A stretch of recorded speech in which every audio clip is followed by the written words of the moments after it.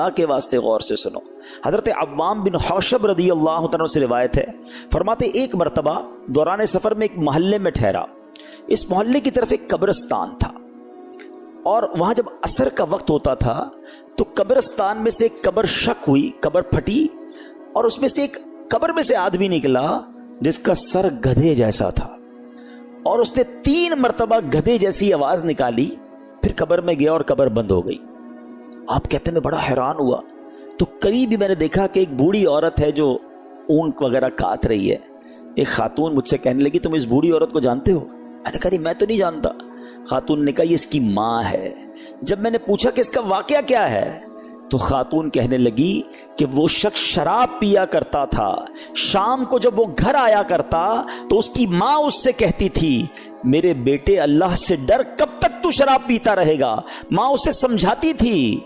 وہ بدبخت اپنی ماں کو پتہ ہے کیا جواب دیتا تھا؟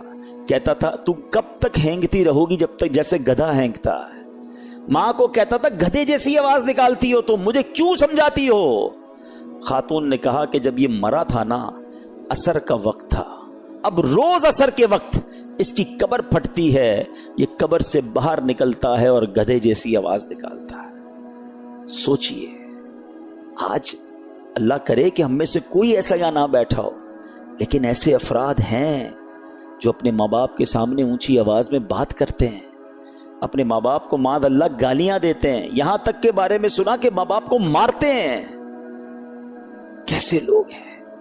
خدا را ان کی دعائیں لو. بڑے خوش نصیب ہیں کہ جن کے والدین حیات ہیں. آج جن کے ماں باپ نہیں ہیں نا، ان کو ملنے کے لیے اپنے ماں باپ سے قبرستان جانا پڑتا ہے.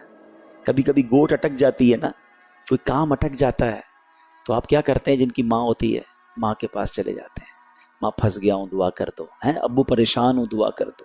اب سوچو جس کی گوٹ اٹکے اور ماں باپ بھی نہ ہو، جس کا کام اٹک گیا ہو ماں باپ سے کہہ بھی نہ سکتا ہو، اس کے دل پہ کیا بیتتی ہوگی؟ کاش میری ماں ہوتی تو میں دعا کرا لیتا، کاش میرا والد ہوتا میں اس کے قدموں میں بیٹھ جاتا. اب قبرستان جا کر کہنا پڑتا ہے کہ آپ تو چلے گئے دنیا سے، آپ بھی دعا کریں اور اللہ سے بھی عرض کرتے ہیں کہ مولا اب ان کے صدقے ہمارے کام بنا دے. تو خدا را انہیں راضی کر کے بھیجنا. جانا انہوں نے بھی ہے، جانا ہم نے بھی ہے، مگر خوش نصیب وہ بچے ہیں کہ جن کے ماں باپ ان سے راضی ہو کر گئے، ان سے خوش ہو کر گئے، ان کے دل ان سے مطمئن تھے. اس سے بڑا بد نصیب کون ہوگا کہ ماں کو راضی نہ کر سکا اور ماں دنیا سے چلی گئی، باپ کو راضی نہ کر سکا اور باپ دنیا سے چلا گیا.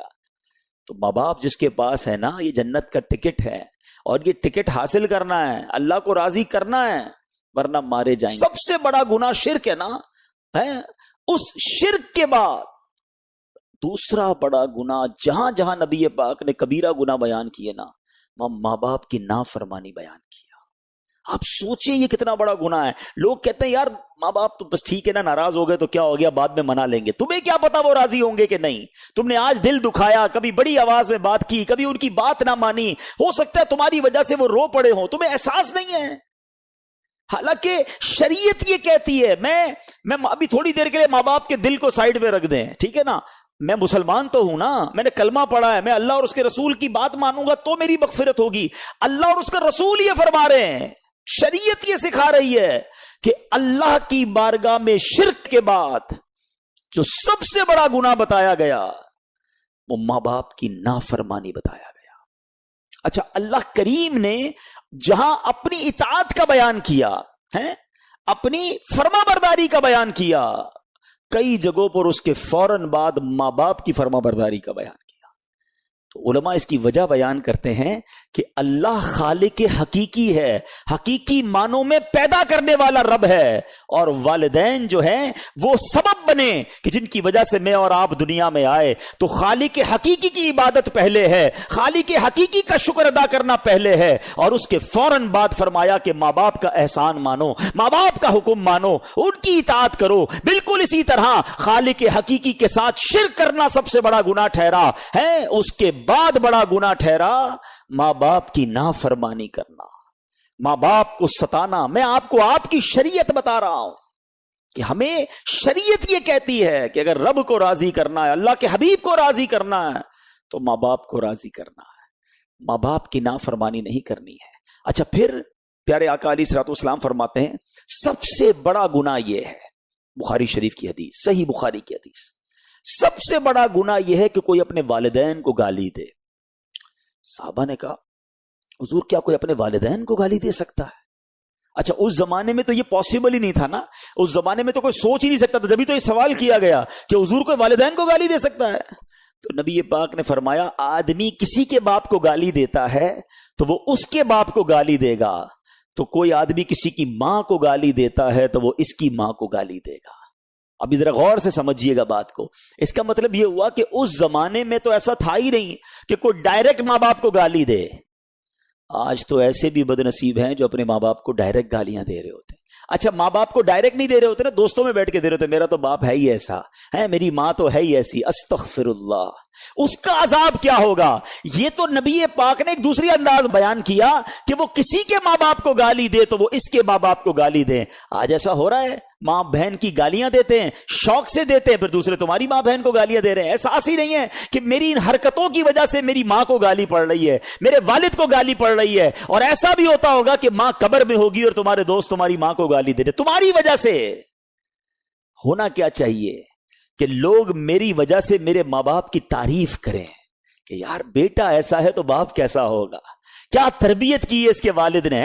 میں کام ایسے کروں دنیا میں کہ لوگ میرے مرے ہوئے ماں باپ کی تعریف کریں، لوگ کہیں کہ یار کیا والد تھا جس نے ایسا بیٹا بنایا، کیسی ماں تھی جس نے ایسے بیٹے کو تربیت کی۔ لوگ کہتے ہیں یار ماں باپ نے تربیت کیسی کی اس کی طرف، ایسا بدماش، ایسا بدتمیز، ایسا جھگڑالو، اتنا تکلیف پہنچانے والا۔ وہ بچہ سوچے کہ تم نے زندگی میں بھی ماں باپ کو خوش نہیں کیا اور ماں باپ کی عزت بھی تم نے مرنے کے بعد بھی برباد کی، یعنی گویا ان کی روح کو قبر میں بھی تم نے تکلیف پہنچائی۔ خوددارا زندگی ایسی گزارو کہ لوگ کم از کم مجھے دیکھ کر میرے ماں باپ کو دعائیں دیں، میری وجہ سے کوئی میرے ماں باپ کو برا بھلا، ارے مجھے برا بھلا کہہ لیں، میرے ماں باپ کو تو نہ کہے نا۔ یہ فکر ہونی چاہیے، میرا اور آپ کا کردار ایسا ہونا چاہیے کہ کوئی ہمارے ماں باپ کے بارے میں بیڈ ورڈز یوز نہ کرے۔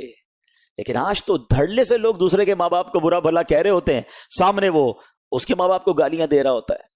سنو حدیث پاک سناتا ہوں، یہ ماں باپ کی نافرمانی جو ہے نا، یہ کوئی چھوٹا گناہ نہیں ہے، یہ اتنی بڑی برائی ہے۔ یعنی میں یہ سمجھتا ہوں کہ آج کوئی شراب پیے نا، لوگ کہتے ہیں او ہو شرابی ہے یہ تو، ارے یہ تو بڑا قاتل ہے، یہ تو گنڈا چور ہے، یہ تو جناب ہیروئنچی ہے، یہ تو جواری ہے۔ یہ 4-5 گناہ جو ہے نا ہمارے معاشرے میں بہت بڑے مانے جاتے ہیں، واقعی یہ بڑے گناہ ہیں، لیکن ان سب سے بڑا گناہ جو ہے وہ ماں باپ کو ستانا ہے۔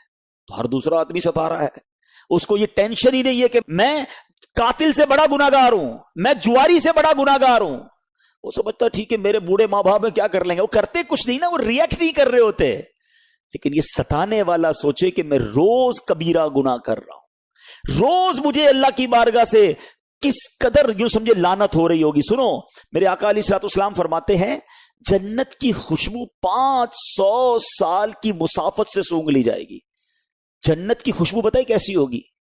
500 سال کی مسافت، یعنی اگر کوئی گھڑ سوار گھوڑا دوڑائے اور 500 ایئرز کتنا دور پہنچ جائے گا، پتہ نہیں کتنے ہزار میل دور پہنچ جائے گا، اتنا دور سے بھی جنت کی خوشبو سونگی جائے گی، یعنی جنت ایسی خوشبودار ہے۔ مگر آقا پتہ کیا فرماتے ہیں کہ نیکی کر کے جتانے والا، ماں باپ کا نافرمان اور عادی شرابی، یہ 3 گناہگار ایسے ہیں جو جنت کی خوشبو بھی حاصل نہیں کر سکیں گے۔ یعنی اٹ مینز جنت سے اتنے دور ہو جائیں گے کہ وہ جنت داخل ہونا تو دور کی بات ہے، اس کی خوشبو بھی نہیں پا سکیں گے۔